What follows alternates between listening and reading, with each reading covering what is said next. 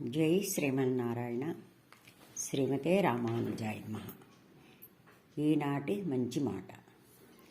ఒకానొక ఊరిలో ఒక చెట్టు కొమ్మ మీద ఒక చిలక ఉంది. అది తన పిల్లలు పెద్ద అవుతుండడంతో బయటకు వెళ్ళి ఏదైనా అపాయంలో పడదాయేమోనని భయపడి ఒకరోజు రెపరెపా రెక్కలు కొట్టుకుంటూ ఎగరడానికి ప్రయత్నిస్తున్న పిల్లల్ని చూసి, పిల్లలారా రండి, మీకు ఒక మంచి మాట నేర్పిస్తాను అంది.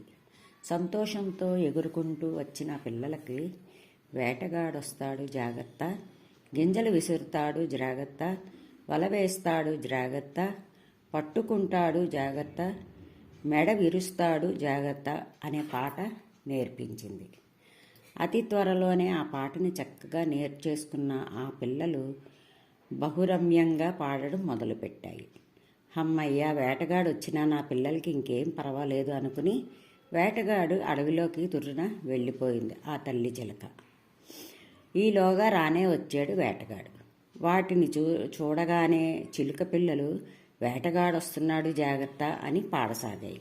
అది విన్న వేటగాడు అడిలిపోయి చెట్టు చాటున నక్కి పోని గింజలు విసిరి చూద్దాం అని గింజలు విసిరాడు. వెంటనే ఆ చిలుక పిల్లలు గింజలు విసురుతాడు జాగ్రత్త అని పాడసాగాయి. ఆశ్చర్యపడ్డ వేటగాడు ఏం చెయ్యాలో అర్థం కాక వల వేశాడు. ఈలోగా వల వేస్తాడు జాగ్రత్త అని పాడుతూ ఆ చిలకలు అతడు విసిరిన వలపై వాలాయి.